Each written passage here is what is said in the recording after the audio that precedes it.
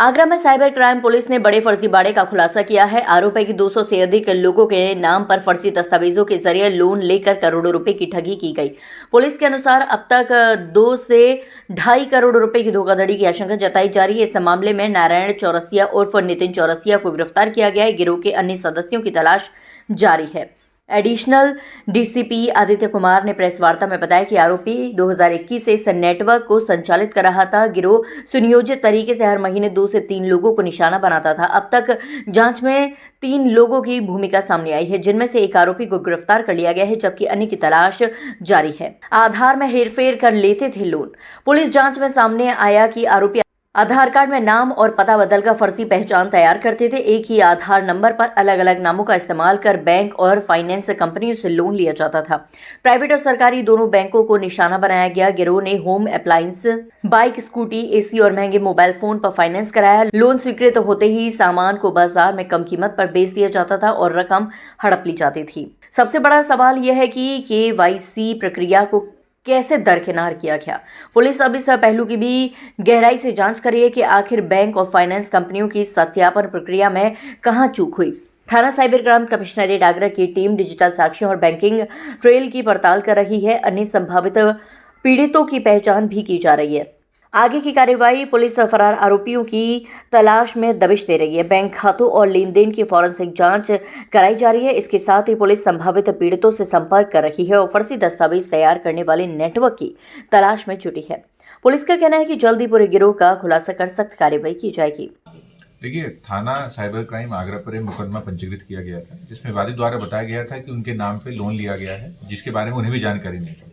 इसी क्रम में जब साइबर थाने की टीम ने पुलिस आयुक्त महोदय के निर्देशन में इसमें कार्य करना शुरू किया, तो उसमें जानकारी प्राप्त हुई कि इसमें एक संगठित गिरोह है, जिसमें कि वो लोगों के आधार कार्ड का इस्तेमाल कर उसमें उनका नाम, उनका पता चेंज कराकर अलग अलग जो हमारी फाइनेंशियल इंस्टीट्यूशंस हैं, चाहे मेन स्ट्रीम बैंक्स हो या बाकी अन्य जो इंस्टीट्यूशंस हैं, उनसे होम अप्लायंसेस पे लोन लेते हैं और लोन लेकर उन्हें कम दरों पर बेच देते हैं।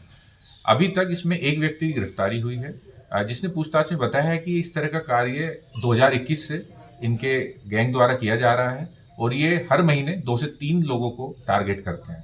इसमें अन्य जानकारी भी बैंक से, अन्य संस्थाओं से एकत्रित की जा रही है कि अब तक कितने लोगों के साथ कितने अमाउंट को ये कर चुके हैं। अभी तक जो एक संख्या आई है वो लगभग 200 से अधिक लोगों के साथ में इस तरीके से धोखाधड़ी कर ये लोग फर्जी तरीके से कूटरचित दस्तावेज तैयार करके लोन ले चुके हैं। कितने की धोखाधड़ी लगभग कर चुके हैं अभी तक ये लोग? देखिए, अब वो किस अप्लायंसेस पे लोन लिया गया है, बैंक से एक बार वो जानकारी आ जाएगी, वो उसका एग्जैक्ट डेटा हमें तभी मिल पाएगा। अभी तक इस केस से रिलेटेड या बाकी जो जानकारी की हैं, ये जनरली 2 व्हीलर्स जैसे कि bike, scooty, AC, mobile phone, fridge, TV जैसी चीज़ों पर ये लोन लिया करते थे।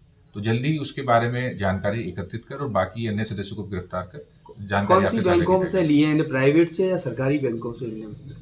देखिए, इनके द्वारा बताया गया है कि इसमें प्राइवेट और सरकारी दोनों बैंक से इनके द्वारा लिया गया है, बट जो अभी तक डेटा हम लोगों ने इकट्ठा किया है उसमें प्राइवेट बैंक का नाम सामने आया है, जो कि एक काफ़ी बड़ा बैंक है।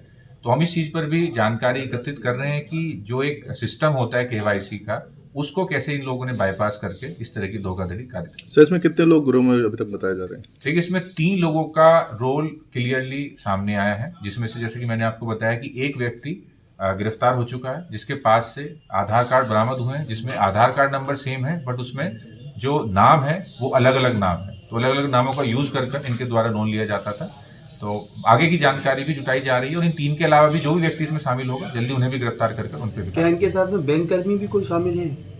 देखिए, ये जांच के बाद ही क्लियर हो पाएगा कि जो केवाईसी है उसको ये किस तरीके से बाईपास कर पा रहे हैं और जिसकी भी इसमें संलिप्तता होगी उनकी भी